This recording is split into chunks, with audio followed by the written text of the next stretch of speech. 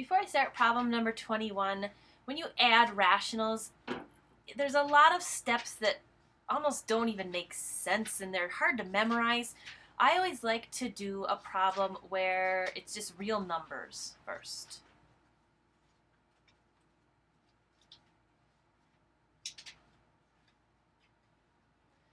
So if I want to add 3/7 and 1/4, what's the first thing I have to do? Get a common denominator. My common denominator for 7 and 4 is 28. It's just 7 times 4. Then what do I have to do? I have to take 3/7 and make that into 28ths. So 3/7 equals how many 28ths? So I like to look here at the denominators and say, okay, what did I have to multiply by to turn the 7 into 28? Well, 4. So that is my hint to tell me that I have to multiply the top also by 4 to get 12. 12/28. And then here, what did I have to multiply by to turn the 4 into a 28? Well, a 7. So that means I'm going to have to multiply the top by 7 as well.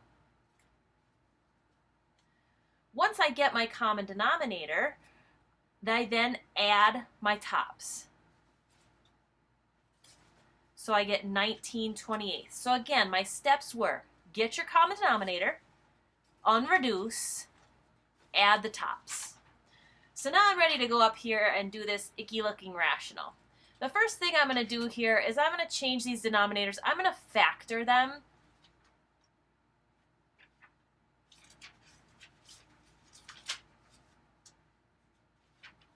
To make finding a common denominator easier. And then this, by difference of squares, I'm going to change to x plus 1 times x minus 1. Okay, so my first step now is to get a common denominator. So I'm going to need an x minus 1, another x minus 1, an x plus 1,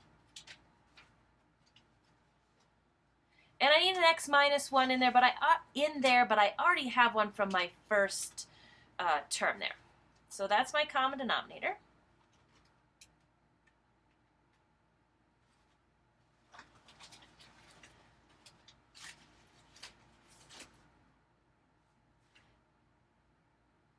Next, I'm going to have to unreduce. So I go here and I say, okay, for my hint, what did I have to do to turn this denominator into this denominator? Well, I had to multiply by x plus 1. That means I'll have to multiply the top by x plus 1 also. So my top here is x times x plus 1. And if you notice, if I were to just reduce this, cross out my x plus 1s, I'd have x over x minus 1 times x minus 1, which is what I have here, x over x minus 1 times x minus 1. I'm just unreducing this. Okay, same thing here. What do I have to multiply to turn this denominator into this denominator? Well, I need another x minus 1. So since I multiplied by it on the bottom, I have to also multiply it on the top. So my top becomes 3 times x minus 1. So now I've unreduced. So then my last step, now I need to add my numerators. I do not change my denominator. When you're adding fractions, you only add the tops. So let's see, I'm going to multiply this out as I go here. So this will be x squared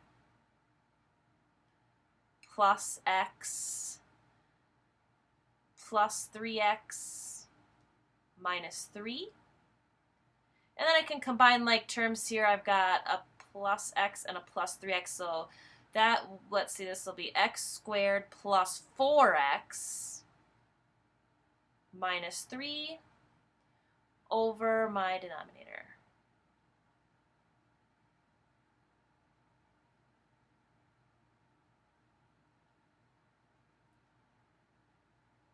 And that's the answer. Okay.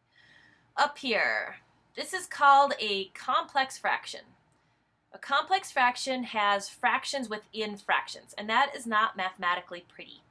So to get rid of this, you multiply by a funny form of 1. And that funny form of 1 should be the least common multiple of your denominators, almost like finding a common denominator. So in this case, it's going to be xy over xy. Now, why is this legal? This is legal because I'm really not changing this expression at all, because I'm just multiplying it by a funny form of 1. And when you multiply something by 1, it doesn't change the value of it. So I'm going to distribute. When I multiply these two together, my x's cancel, so I have just a y. And this is what's supposed to happen. I'm wanting these denominators to cancel out. And then when I multiply here, my y's cancel, so I just have an x. So my numerator is y plus x, or x plus y. And then when I multiply here, my x's cancel, so I have just a y, minus my y's cancel, so just an x. Again, I can't cancel this y with this y because I have adding and subtracting, and I can't cancel without factoring first. So this is it. This is my answer.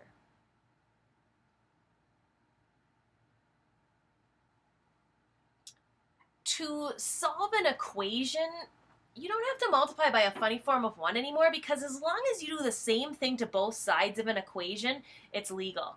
So I can just, to get rid of these denominators here, I can just multiply by the least common multiple.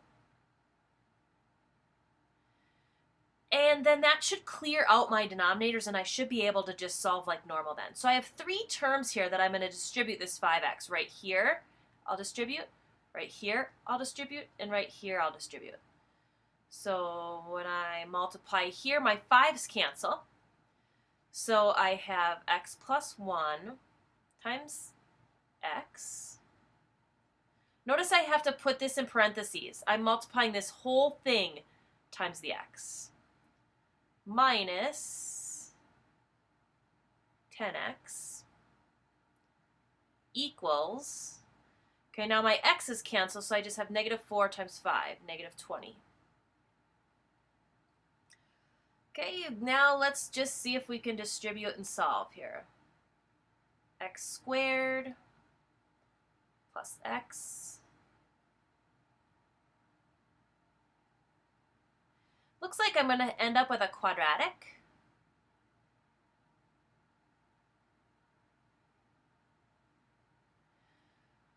I'm just going to add 20 to both sides.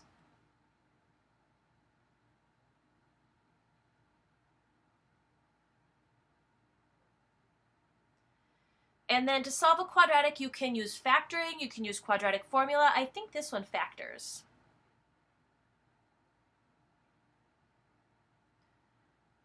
X minus 5 times x minus 4. Negative 5 times negative 4 makes positive 20. Negative 5 plus negative 4 adds up to be negative 9. So now you can use a zero product rule. What does x have to be for this piece to be 0? And what does x have to be for this piece to be 0? When you're solving rationals, what you have to do at the end, before you can call this your answer, is to check and make sure that neither of these two x values make any denominators be 0. We can't have any denominators be 0. So we're good to go here. So these are our answers. X equals 5 and x equals 4.